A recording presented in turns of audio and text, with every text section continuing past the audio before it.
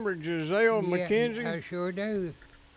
She used to sing every week. Right, Do you yeah. remember what was her name? Oh, uh, Molly B used to be on Tennessee Ernie's show, Yeah, yeah, I remember Molly and B. she sung "Love and Marriage, Love and Marriage, Go together like a a horse horse and and carriage. carriage, anytime or weather, soup and oh, that's a different song. Right, okay, yeah. Yeah, I remember Molly B. Yeah, sure do. I was just thinking if we have any people out there watching this show uh, throughout the United States, the lower 48, I used to run a motorcycle race that had, that had riders from every state in the lower 48. And I'm sure some of them still remember Laurel Hill Motorcycle Raceway. We had the biggest motorcycle race east of the Mississippi, and probably as big as any of them west of the Mississippi. But we had a real good program. I had a cross country race down there, and I started 175 motorcycles all at one time, and which was a 175. all at one time. I had an 18-acre field. I spread them out all the way across that field and double decked them one behind the other. And they had to come up that 18-acre field and make a hard right, and they went into a field that was 12 acres. And as soon as they got across that, you have what is called a hole shot into the woods. And if there's two or three trying to get into that hole in the woods at the same time, then you have a pileup.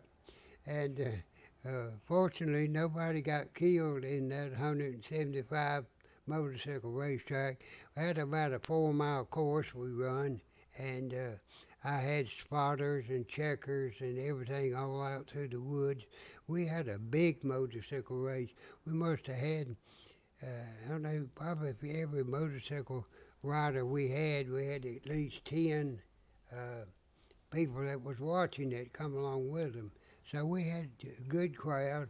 That'd been 1,750 people watching it. Well, there was at least a couple, I had 2 or 3 thousand there about every weekend. And most of them spent the night down there along the river. They'd bring their campers, their tents, or whatever, their vans, sleep in their vans. Because we would run not only on Saturday, but we would run motocross on Sunday. So they just come and run the cross country on Saturday and watch it. They bring carload, truckloads of beer and everything down there. Now, where did you haul off the bodies? Well, we just about had to haul some off. I had a good friend that was a doctor, and it was a she. She'd come down and watch all the races, and we always had a ambulance standing by. But fortunately, we never really had anybody seriously injured, other than we had two medical doctors that were racing, Uh-oh. and they were coming down the hill, and they were running wide, and there was a jump down there that you had to come in and narrow in to get on the jump. So they're both running neck to neck, and they come in and like this, and when they launched up that jump, they smacked together up there in midair. Well, we had to haul both of those, both of them were MDs. We had to haul both of them out of there. Because they didn't get hurt seriously, but they sure did get the skin up pretty bad. That sure does prove you can be a doctor and still not be smart, don't it? Well, we had a good time, and that boy, I have a son that got killed when he was 26, and he was right in there on his big wheel. He had a big wheel. He'd ride. He thought he was a motorcycle racer also. How old was he then? Oh, probably 7, 8 years old, and later on, later on, we got older. He did ride motorcycles. He managed to break his leg. You had to have a steel rod put in it. Then Did- he, then he was going up the road one day on a three-wheeler, just a raring and tearing, and the seat come off. Uh-oh. And he wore his rear end out on that tar Yeah. gravel road. I had a lawnmower that had the seat over the battery and it caught on fire one day. You're going along and you keep getting warmer and warmer and warmer. And then it gets so kind of burning and you stand up and there's smoke coming out from under the seat. That reminds me when I was in the graduating class in 1957 when UNC won its first basketball championship and had a real good team, and we were going up to watch them play in the Palestra in Philadelphia. Of course, the old Palestra's been retired. They have a new one up there. I think they call it a Spectrum. I'm not sure, but we were going up and we were riding with a guy by the name we nicknamed him Sparrow. His name was Gene, and I'll take his last name in a minute. He later become a Johnny Depp.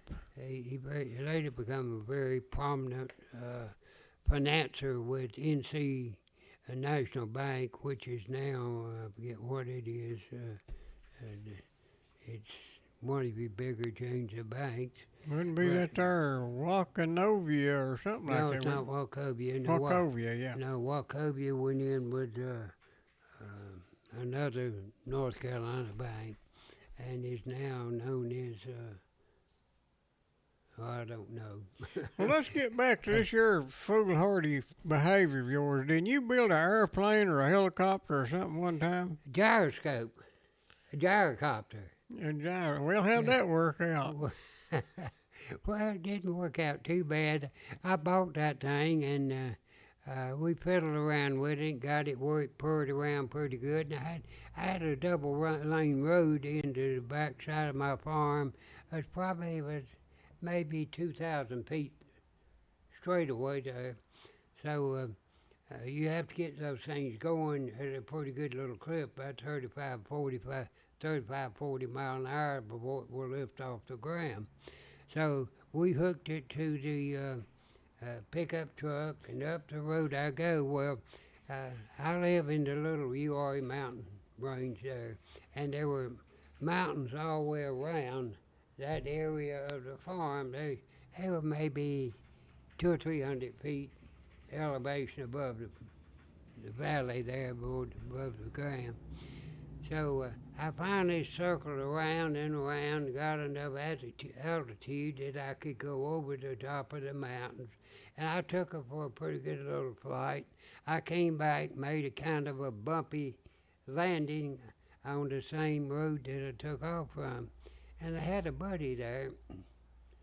He said, if you'll fly that thing, show me how to fly it, I'll buy it. So that's the reason I flew it. I sold it to him, and Did you also sell him a funeral plot? no, but he's dead, incidentally. He's about 10 years younger than me. He died about 10 years ago. But he fooled that thing, washed it, polished it, tuned it up and everything, and never got enough guts to ever fly it. So, But it looked good, didn't it? yeah, it's about like a lot of these guys used to buy these racing motorcycles and then put them in the back of their pickup truck, and they'd have their racing number on it and everything. And they come down to the motorcycle race and never enter the race. They just come down there and wanted to look like a motorcycle racer. That's one of them drugstore cowboy kind of things, ain't it? Almost right. All hat and no cattle. Yeah, rhinestone cowboys, you know. You know, sometimes the show's better than the action. So, you know, the pretend works out all right. I mean, you can go to Hollywood and pretend to be a whole lot of things, and then it makes you an expert on everything. Right, and you know what an expert is, don't you? Well, I've heard different versions. Well, What's your version? It's a drip under pressure. I guess that'll work. Right. An expert. Yeah, you know, I see these television broadcasters, journalists, or whatever you want to call them. You know, for a while they'll be the medical expert. Then later on they'll have a show and they're the foreign affairs expert. You know, and all they know is what they're reading off the Off the teleprompter. off the That teleprompter. old Joe reads the instructions whenever he reads his, don't he? I believe so. Well, any news you like to discuss? Well, not really. I talked with the mayor of Starr, North Carolina, earlier last night, I believe it was. And, Well, I guess you trying to get a permit to come back over there? well, she's going to see if she can't slip me in, you know. And she gave me a free pass when I left last time. Said, if you give you any trouble getting out of here, call me. So she was very happy to see me go. But they're good people. Her name is Mary O'Brien. That's Obrien. And her husband is Jerry O'Brien. And if they know how to get a hold of this website, they would be watching right now. We're going to get this thing worked out and go live hopefully next week. But I don't know. We got to get all these bugs out. I think we're already looking great. I'm pretty. You look kind of pretty too. Well, yeah, you just can't beat good looks. You know, you can't hide them. That's one of the reasons I've always told my daughters, I had very pretty daughters, that not to wear a lot of makeup. I said, it's the ugly people that have to wear makeup, and they're trying to get you to fall into their trap and wear the same things they do. And then you can't tell who's pretty and who's not. Well, you know, if you're ugly, all you need is a tattoo of a butterfly somewhere, and then nobody ever notices anything except the butterfly. Right. Well, I know that, but you know, maybe it was last time I think we were talking about. Now, you said they'd look like in about 20 years, they'd look like a seat cover from a 48 Nash Rambler. Yeah, when that skin starts to wrinkle and get saggy and everything, all that tattoos will look like the front seat covers on a 1948 Nash Rambler station wagon. Now, let me ask you something a little more serious. What do you think about racism? Are you for it, or, well, I don't need to know that. Now, do you think it exists in major proportions in America? Well, I don't know anything you can do. I think the United States has done more than any other area of the world for as blending people together. And, you know, the idea behind this country was you come here, whether you came from Asia, whether you came from Africa, whether you came from Europe, whether you came from Scandinavia, or wherever you came from, and this was supposed to be the melting pot of the world. But you know, quite frankly, as far as racism is concerned, anytime you have a group of people who are in this country and they don't melt, they develop their own customs, they change their name from John Smith to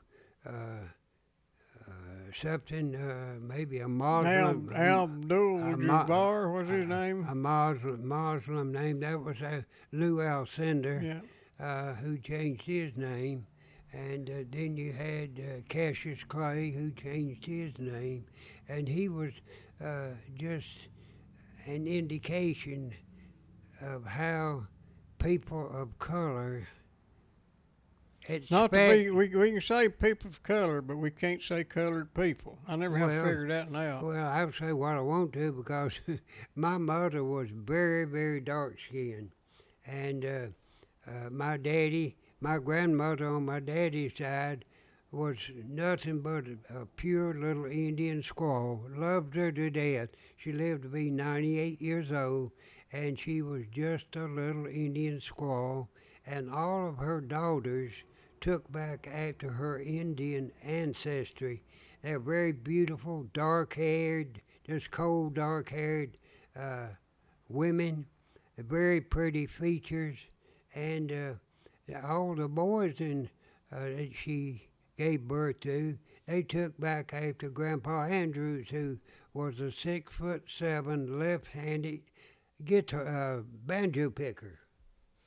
Well, a left-handed banjo picker is hard to beat. Said that right. One that's 6'7" is hard to beat too. Well, back to the racism.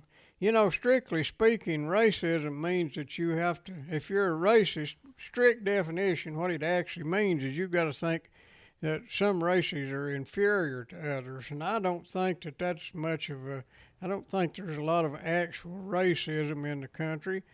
There are differences. If you want somebody to run track, you get somebody from where, Nigeria.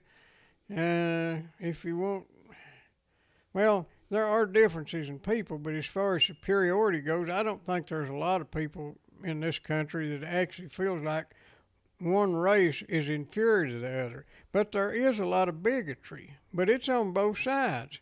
The only thing that makes a difference is right now and in times past, the Caucasians, the white people, have been in the majority, but they've not been very much more bigoted than the people of other races.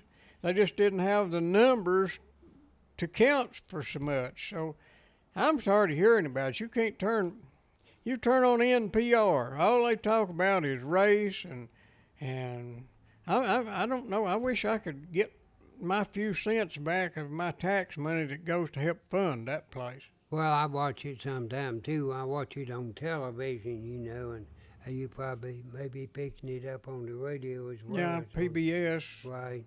Okay, but PBS has a program on television every night also, and you're exactly right. And I have maintained all along, this country, there was more white blood shed to free the black man from slavery than's ever been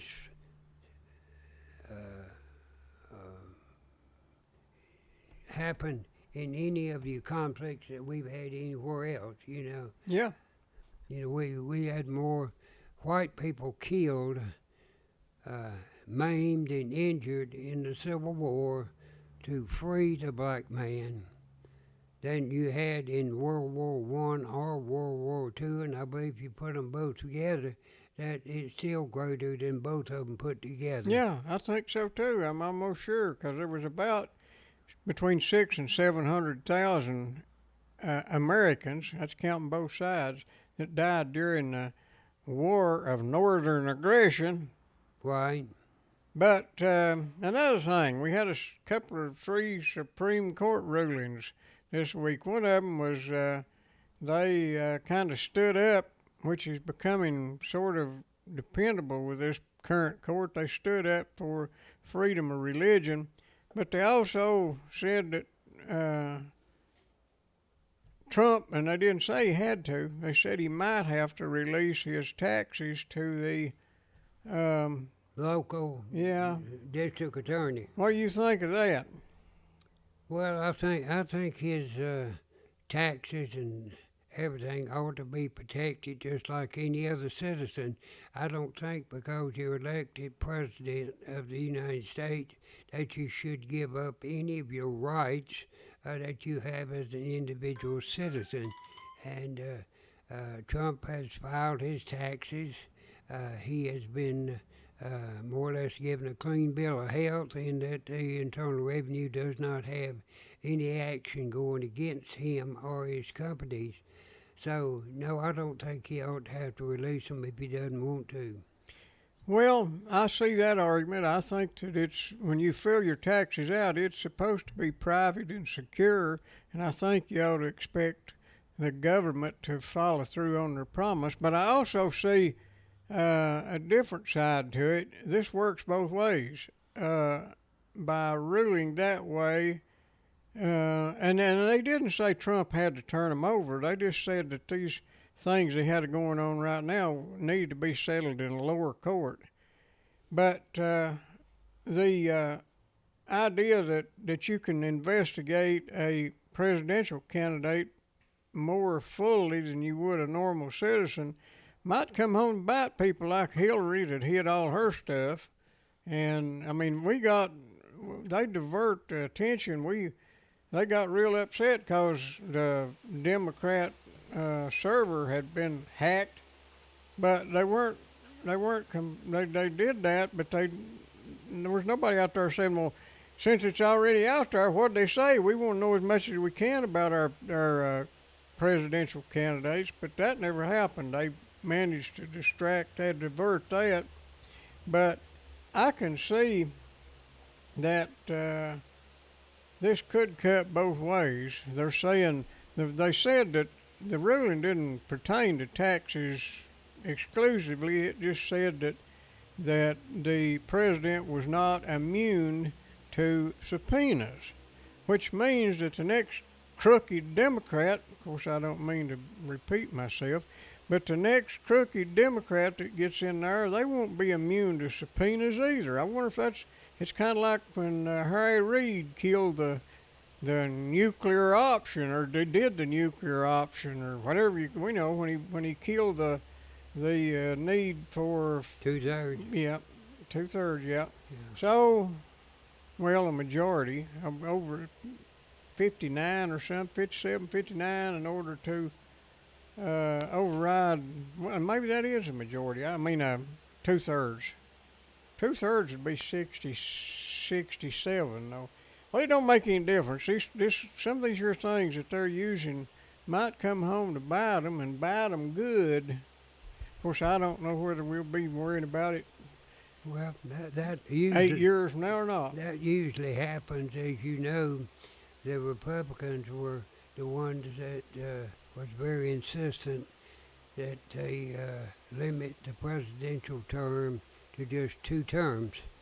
And then the first guy that was affected by it was Dwight David Eisenhower. Yeah. He could only serve 2 terms, and all that was brought about by FDR, who was elected to 4 terms. It'd have been nice if he'd have been kicked out after the first one, but that's just my personal opinion based on some real hard facts. Well, FDR started some things that, had unintended consequences, or maybe they had intended consequences of what was going to happen. Well, what do you think about? Do you think the schools need to reopen, or how you feel about that? Well, you get so many different reports regarding the coronavirus situation, and I really think that until they develop a vaccine that will more or less calm this sort of thing down, that we need to be real careful what we subject a captive population to, and that's what school kids are. They're captive population. Yeah, but statistically, they're very unlikely to have any ill effects. And there's also, and I don't know whether I believe this, but there's a lot of research that says they don't. I guess because their immune systems are so geared toward that, just happen to be that way, that they're not very likely to take it home and pass it to somebody else. But I'm going to tell you, them little rats will bring colds and flu home to you, because I wasn't sick much to there goes one of your motorcycles. Wasn't sick much to my young'uns started school. While they was in school, I had 2 colds or something every year till they got out, and then I got back to normal. Well, you had kids in school, what, about 14 years? Let's see. Well, after they moved out and went to college, it didn't count, but they were counting, Public school. yeah, daycare I mean, they had a preschool, and then they had kindergarten, so that'd been 8, that'd been 12, 13, 14, plus one was 2 grades ahead of the other. 16 years. Okay. Well, that's a long enough time. My mother had children in public school for 35 years. Well, I like the idea that they're doing a lot of this, and I hope they hold out. The teachers don't want, some of them don't want to go back, and the unions are not wanting to go back. But I think they're shooting themselves in the foot because if they perfect this online education, and just like the Harvard and Ivy League schools are saying that they're not going to have in-person classes this fall. But if this is gonna open up the whole thing, and I'm thinking that we need to just do away with the school system as we know it. I've said this for a long time, but this is kind of proving it could work. But what I'm thinking is if we just put a lot of our resources into learning opportunities on the internet and arrange for little internet centers, if you're in a rural area and don't have internet, but just turn a kid loose out there and give him good counseling and let him go learn what he's interested in, and it'd take a generation or two to get through it, but sooner or later the people that want to achieve anything will learn what is beneficial to them, and they'll follow their interests. They'll go mostly teach themselves. They will remember it better. They'll be better educated in the long run, and we'll quit warehousing kids. Right. Well, that's somewhat what school is. It's also acts like a daycare. Yeah. People want to send them to school so they can go to work and not have the responsibility of the children. I have a daughter who teaches school, and she's been real active all summer long teaching over the internet. And she actually could retire. She has 30 years service last year, at the end of last year. And she could retire. The only thing is, she said she couldn't afford to live on half her salary right now because she has a 12-year-old that is in school, and she's having to look after him. She's a divorcee. And let me tell you about my grandchildren.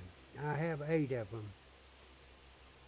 The first oldest 2, both of them graduated from the University of North Carolina at Boone, North Carolina. One of them has a master's degree from the University of North Carolina at Chapel Hill. The third oldest one just graduated from NC State University in the School of Engineering. Just graduated this past semester with a 4.3 grade average. How do you get 4.3? He cheated. I don't know. That's what it said he had, a 4.3 grade average, which had more over a 4. The fifth one is a junior in high school, but he is able to skip his senior year, and he's going to NC State University at Raleigh and entering the School of Engineering this fall. Now, exactly in what manner they will enter, I don't know, but that's the fifth one. The sixth one is a rising, will enter high school this fall with an A+ average. The seventh one will enter junior high with an A+ average. And then the eighth one I have, which is now 19 months old, has a good vocabulary, can converse with you. She can follow multiple directions. I can tell her, go tell Grandma to bring me a cup of coffee and get me a water. She'll go in there, tell Grandma wants a cup of coffee and wants a water. And she'd come back with a water, and then Elizabeth would bring me a cup of coffee. Well, let me tell you about my grandchildren. You don't have any. You don't hear me saying anything, do you? Oh, I love my grandchildren. I really do. They're all fine children, you know, and I tell you, all of my children, I had 6 of them. 5 of them went to college, and one of them didn't. And so maybe she'll turn out like my brother that didn't go to college. You mean the one that's a multi-millionaire? Yeah, he's the only one that didn't go to college, and he's made more money than the rest of us put together. He's one that had enough sense. Well, that's my point. If you had the opportunity to learn whatever interested you and had enough guidance to also realize that what interests you might not feed you and kind of gave you the guidance to also consider your future, maybe have some sort of a, I don't think you could do it with just testing, but some sort of a certification program post school. In other words, if you decide you want to be a if you want to be a brain surgeon would be a little different. If you want to be a nuclear scientist, then you could study on your own and pursue this to where you felt qualified, and then some sort of a, not just a one-day test, but some sort of an evaluation program over a period of months to determine if you're actually capable of doing this. If not, you can go retry. If you never do make the grades, you can always ride on the back of the garbage truck and they'll make the mayor out of you sooner or later. But if you could do that and then get some sort of a certification in whatever field you felt qualified in, and also have another avenue of schooling where you could actually go to a technical school with which would specialize in what you're interested in. well, what I mean, if you want to learn to be a welder, you can't learn that out of a book, but it'd be all right to have some technical skill schools where you got in-person instruction.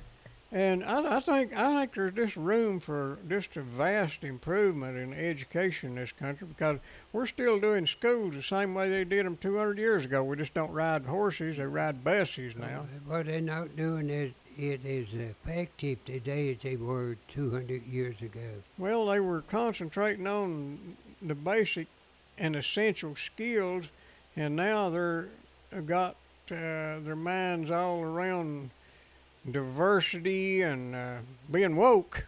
Right, yeah, that's very true.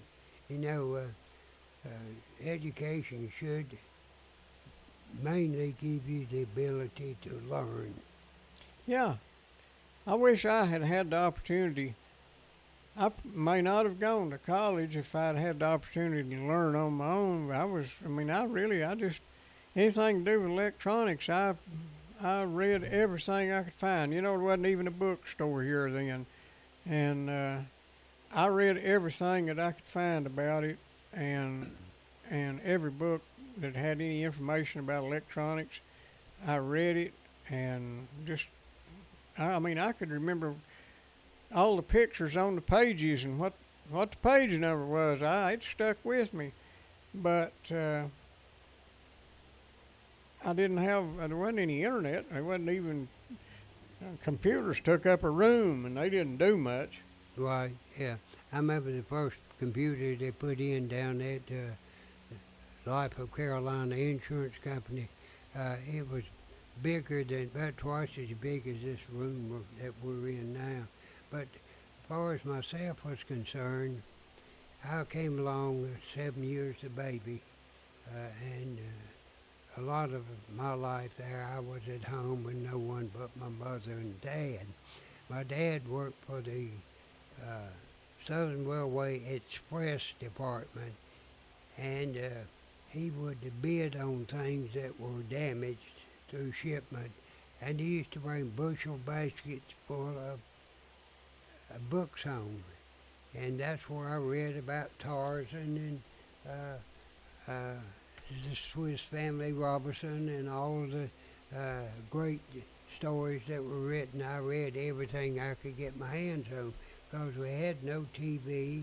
We had one radio, and so mainly I read and read and read, and I have read an awful lot of books in my lifetime.